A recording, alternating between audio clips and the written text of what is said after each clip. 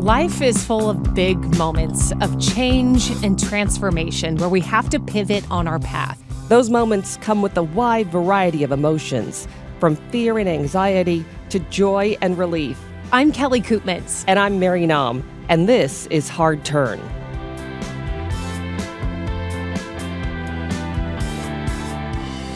Hello, everyone. Good to see you. Good to see you, Kelly. Hi, Twinsy. Total, I don't want to call it mishap, a delightful coincidence. Yes, delightful there we coincidence have today. it. Now that we're on video, everyone's going to see it anyway, so we're like, we may as well address it before we get called out. We wouldn't care before, but now we notice these things. That's so, yeah, right. Great That's minds think alike. I have been looking forward to today's interview for a long time. Mm-hmm. Our guest today is Stephanie Juarez, and we both know Stephanie. She is the head of HR here at KOMO TV, and I first learned of Stephanie's story last year, and the story being something deeply personal and painful to her. She lost her sister 30 years ago. Her sister disappeared. She believes she was a victim of a crime, killed, and never to be seen again. It is an unsolved cold case, essentially. Yeah, and you've been waiting to share this for a long time. It's deeply meaningful to you, and it was really meaningful for me to sit here and learn right along with everyone else. So without further ado, here's Stephanie.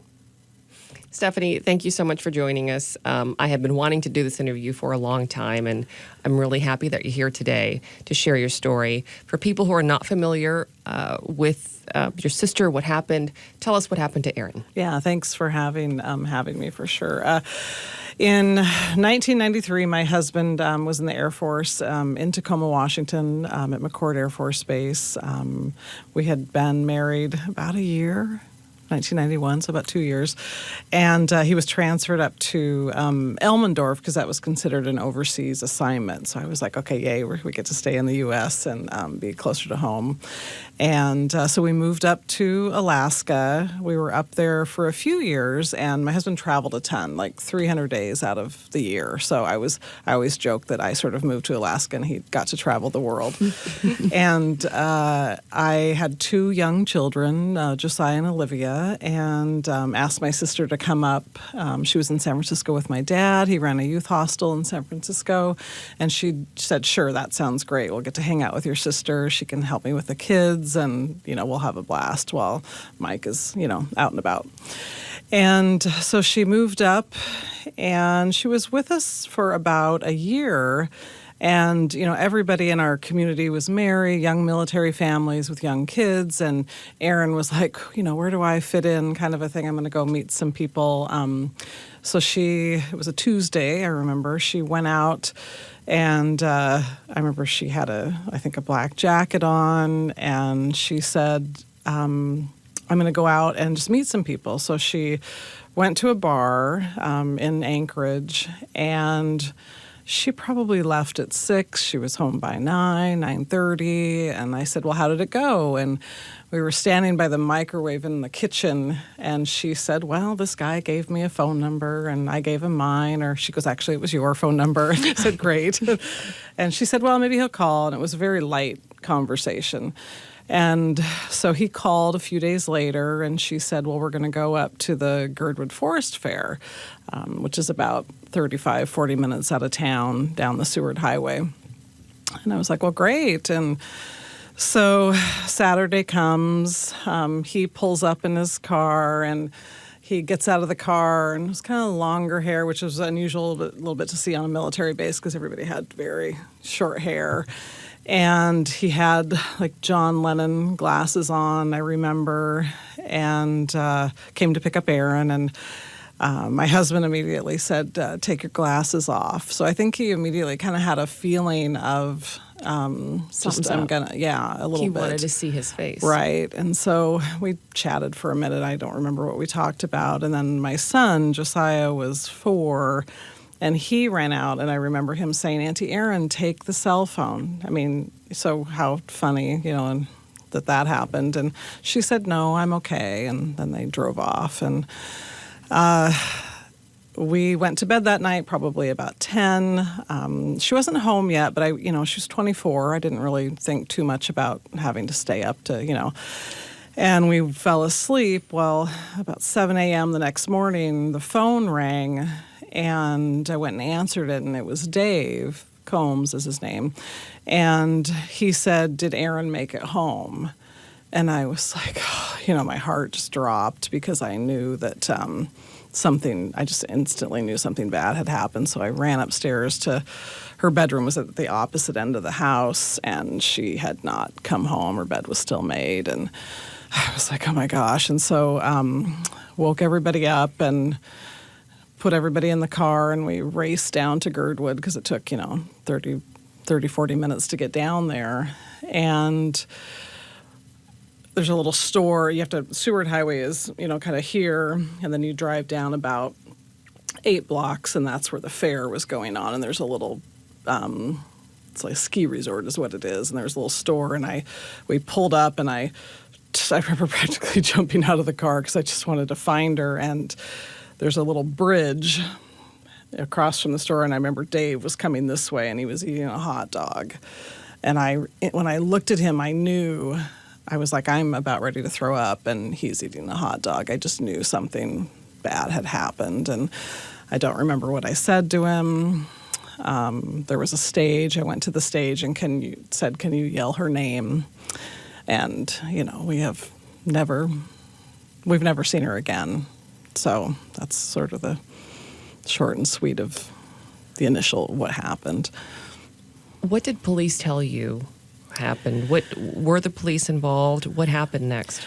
Well, I called the police when I was at the Girdwood Forest Fair, and back in 1995, there was a thought that if somebody went missing, you waited 48 hours. That was really the thought process in the police system, if you will. And she was over the age of 18, so she could have gone somewhere. So there was a lot of, I just remember thinking that I called the police and nobody came. So we were, I was 27 standing in the middle of a forest and didn't have any help. So that following Monday, I actually walked into a news station, much like the one we have here, and you could walk into news stations in those days. And I walked up to the corner of a cubicle, and I said, I have a story. Would somebody help me? And that's when I got some attention, and the police finally came, and so forth. And where did that lead you? That led to the police coming to our house finally and taking our story about what happened. And it was slow. I mean, I feel like I remember it was like 3 weeks before his car was searched. It was a few weeks before there was a search out in the woods. It was just really slow. And you have to remember, too, we had a cell phone for the family. There were no Amber Alerts. It was just a different time. And we are in Anchorage, but where she went missing was, fairly remote. I think there was a state patrol office by the donut shop. There just was not the services or the attention that missing people get today. The person that she left with, what did he tell you happened? He said that his battery died, and he went to go look for help, and he was gone for 2 hours, and when he came back to the car, she was gone. So that was the story that we were told, but we do not believe that is what happened. So this summer marking 30 years since Erin's disappearance.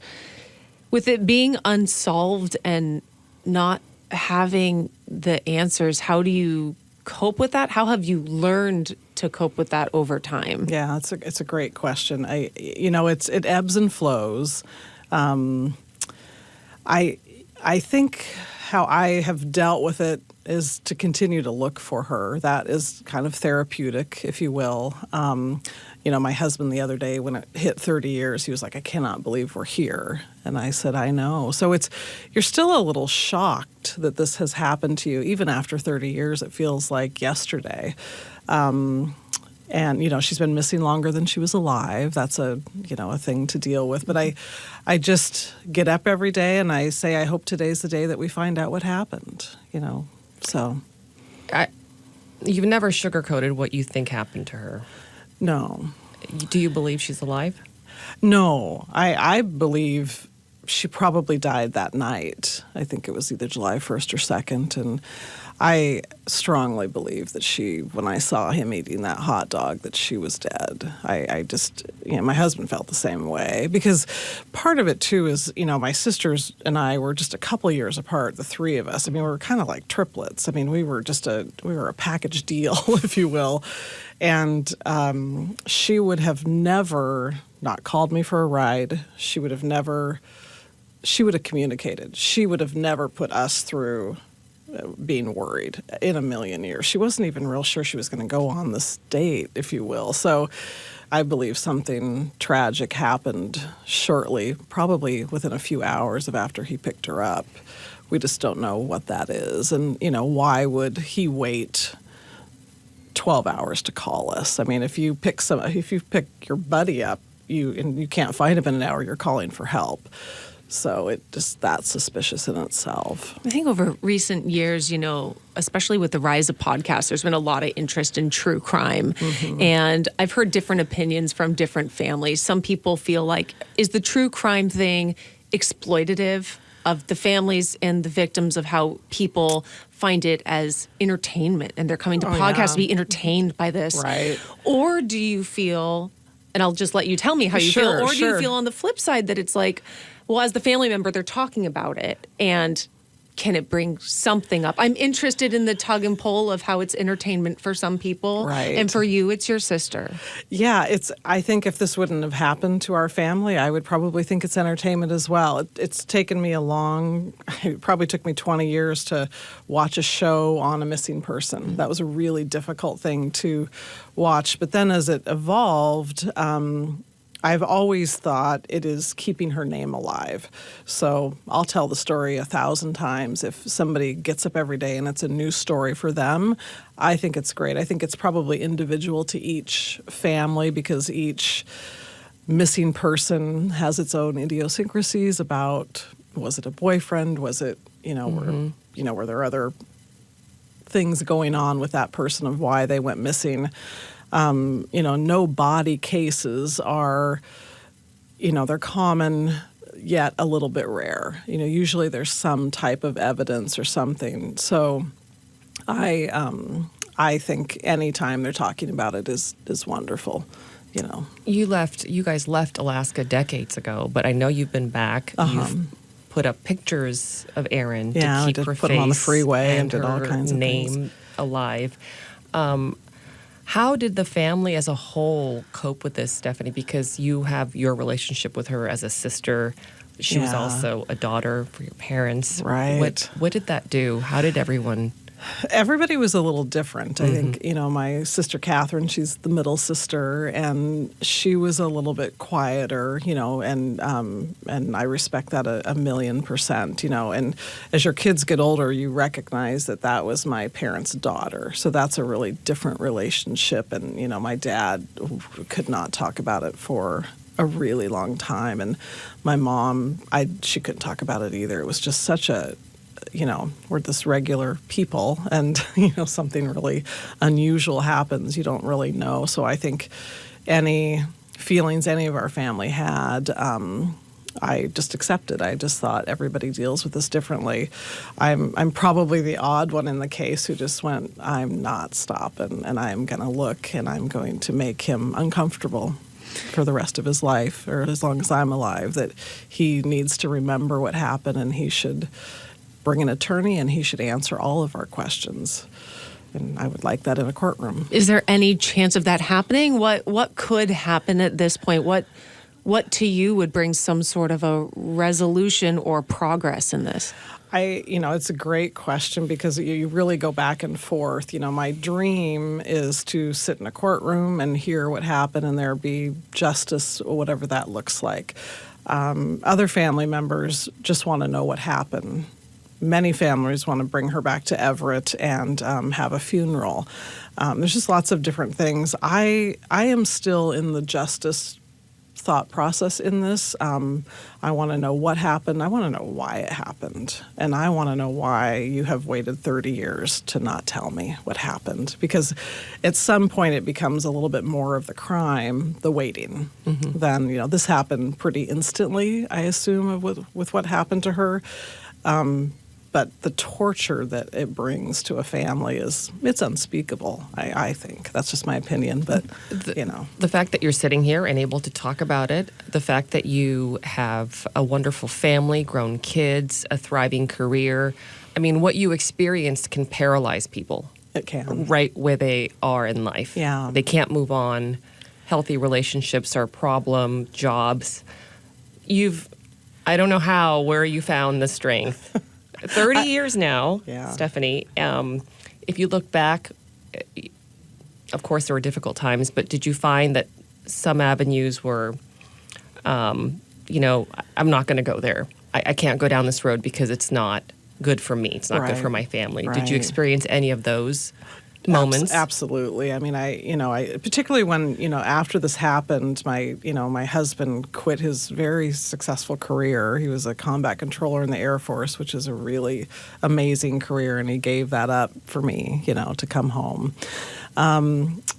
Definitely. And even when I came home, in Alaska, we had a 2-story house, very large house. And when we came back to Everett, we bought what we could afford, a small 1-story. And I remember being sort of terrified that we were on a 1-story that someone would get in. So I really went through a lot of, I think, kind of PTSD, didn't ever go to therapy for it, probably should have, of being afraid of not having my kids, my family in my sight. And I would even say today, if I don't get a hold of somebody, I have to tell myself it's going to be okay. It's a little bit of, I have that fear of something bad could happen. I spent some years really having tri-boards up, having, every case, trying to do the compare and contrast of who went missing in Girdwood.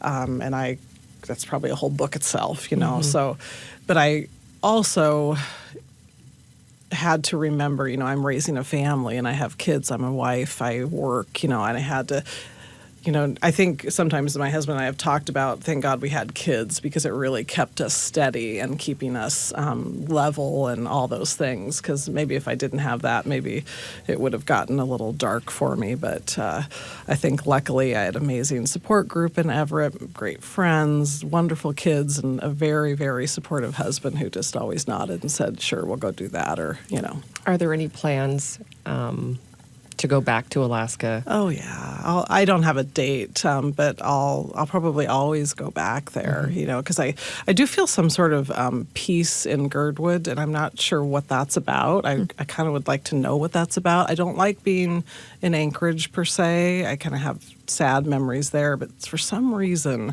when I go down there, and so I'm like, okay, what is that about? I don't know, but it's beautiful there. What do you think might be giving you that instinct if you're to dig into that a little? I know I don't really understand why I feel that way. We went and planted a tree for her there, stood in the forest, last place we think she was seen, and maybe I feel close to her there. That could be a reason, but I think it's an odd thing. Even for myself, I think it's odd. But I don't know why. I don't think I have that answer yet. So it's kind of funny. It's beautiful in a sense because that would defy everything else on the surface of what what one would think that you would feel in that place. I think the people in Girdwood are lovely. They're so helpful and always will hang signs. The fire department was great there. It's a funny thing. It always kind of befuddles me a little bit of you should not like it here, but I really do like it there. So it's but I'll go back and bring the kids again, and we'll go up, and it's always a little bit sad and hard, and but I always kind of feel better after I leave too, of just keep looking for her. What have you so touched found by that? Yeah, go ahead. No, go ahead. I was just going to ask in our last couple minutes that we have here, we like to talk about like what you would like people to know who maybe are facing something maybe somewhat similar but different in lots of ways. Any kind of encouragement or something that has helped you if maybe someone's finding themselves in the initial phase back, 30 years ago for you and they're finding themselves there now? When I see, I don't know how many times a week we all see there's a missing person here, there's a missing person there. I instantly know how they feel. And I think don't be quiet. Don't take, until you get the answer you want, you keep asking. And don't let anybody tell you that you should stop looking or you should feel this way or there's a wrong answer, because if somebody in the world knew how to find missing people instantly, then we wouldn't have this problem. But it's a huge problem. And, there's custody battles, there's all kinds of really terrible stories that go on, and you instantly become a part of that community. And I think ask for anything, any help, and you stop when you want to stop looking, or you feel like you have done everything, and don't forget yourself in the process, because it could make you go a little crazy. But it's a difficult problem and I think I will never understand how someone could take another human being. I will never. I can't even know what that is like in somebody's mind, although it does happen. So it's a part of this. There is evil in the world, and that's a really hard concept for me to understand, because I really like people and I'm interested in people. Mm-hmm. But to realize that does go on, and so you have to have your guard up to make sure that you're safe and your surroundings are safe. And Stephanie, thank you so much for sharing this deeply personal story with us. Thanks for having me so much. Erin's memory too. Yeah. And for what it's worth, I think she'd be super proud of you. Oh. Thank you. I'd like to thank Stephanie again for sharing her story with us, with all of you out there, getting Erin's name out, very important to her, but also revisiting some of the most painful parts of her life too. What stuck out to you in that? And because you've been able to sit with this story for maybe more than a year now. There's a couple things that really just ping to my brain. What does it for you? The most impactful thing for me, and it hasn't changed from when I first learned about what Stephanie has been through, is the fact that she is standing there, a successful woman, a great mom, a wonderful wife, in spite of what happened 30 years ago. And when I hear about what happened to Erin, I just think, you always think about how it relates to how it would affect you, and I don't know if I could survive something like that. Honestly, if I hear, that kind of pain and the not knowing and all of that, that's what stands out to me. Yeah, the not being able to know, and you'd like answers. Mm-hmm. What happened? Why did it happen? How did it happen? And as she mentioned, without a body, there are so many things that she just can't know. I know you've experienced grief. I've experienced grief. And in those cases, this is just a different element of someone that you love so much, and you just want to know what happened. And I mean, she's trying all get out to get those answers at some point. And I really respect how she's gone about this. One thing that really stands out to me is how proud I think Erin would be to see what Stephanie has done for 30 years. Oftentimes with cases, you see family and friends who are speaking out for that victim. I think a notable case that just happened recently was some of the family members speaking out in the Koberger case. Yes. And the ferocity for which they were standing up for and saying things to honor their loved one. And I just think I wanted to ask Stephanie, do you know that she's proud? Yeah. Because I have just got to imagine how proud she would be. I think that ties into what she said, how she felt this beautiful sense of peace at Girdwood, to go back to Girdwood Forest. And that sensation, that feeling that overwhelmed her of peace, not hate, not fear, not revenge, not anxiety, but just utter, complete peace, she said, when she went back to the scene. Okay, I mean, think about that, going back to the scene where your sister died, never to be seen again. But to go back to that place and to be overwhelmed by peace, I feel like that's got to be a gift. That's got to be a message from Erin. That has to be some sense of love coming from her sister. I think so. I mean, I have been looking for signs from Michael probably everywhere. And I don't know that I've had something that really stood out to me just so obvious. But when I was hearing Stephanie talk, I was like, gosh, I feel like she's there. Yeah. I feel like she's there, and that is her communication to you. You know, a lot of people have different ideas of what happens after people pass. How do they communicate or have signs or something like that? And I'll be the first person to say I have the most critical eye of all time. I'll be like, hummingbird is just there because it's thirsty. And I try and talk myself out at 20 million different ways, but I feel like when I hear it from someone else, it is much easier to be like, no, that's a sign that she's there and she's giving you peace. And what a gift for her in that space that otherwise other people might see as a terrible spot. And I'm so glad she shared it, right? Because some of those things, I can understand how you wouldn't want to share it because you have to explain it, and then you can't explain it. So therefore, if you can't explain it, it must be, you know, silly, wrong, not real, insert whatever, however you want to describe it there, the inner cynic that we all experience moments of cynicism, like we don't, you know, Yeah. But no, she felt it, and she feels it every time she goes up there. I also like how she talked about kind of the perspective on grief and how it's changed of as she's grown older. Now she's a mom, and now she's a mom of grown children, and she can see it more from her parents' perspective, and just how time can kind of shift that of, you know, maybe when something first happens to you, it's my sister. Or my friend or my whatever. And then as you get older, you can see all the different ways that we're existing around the whole time. The other thing that I was so moved by is how she described everyone in that same family experienced something different and how that was and is okay. You know, just because you deeply feel something doesn't mean that someone you love is going to feel the exact same thing. And there's nothing more intensely personal than grief, right? Right. It's so personal. Well, and for her parents, an individual not wanting to talk about it, and for her, all she wants to do is talk about it, blast it out there. And so, you know, she's been very open, and hopefully we can connect ways that people can communicate. But I think that she'd want to say, if there's anyone out there who knows anything, or, you know, if this brings anything to mind, absolutely will say that. Yeah. Then, you know that you could always come here and we can always get it to Stephanie, or any kind of way, just keep saying her name. As Stephanie said in the bathroom before she came out here, Erin, Erin, Erin. And remember why you're doing it. Yes.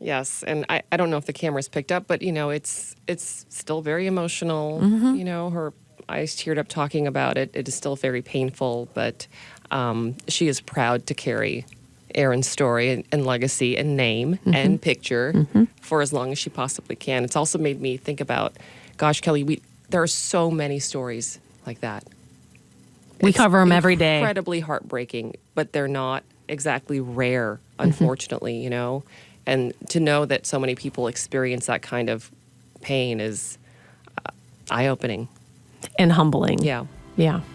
Well, Stephanie, thank you so much for sharing that. It just was great. And Mary, for being able to bring this conversation, and after thinking about it so much and finally get it out, I think it feels good. I hope it feels good to Stephanie too. Truly, 1,000%. Stephanie, thank you so much for sharing your story. Right. And thank you to all of our listeners and our viewers as well. So thanks so much for tuning in today. Thanks.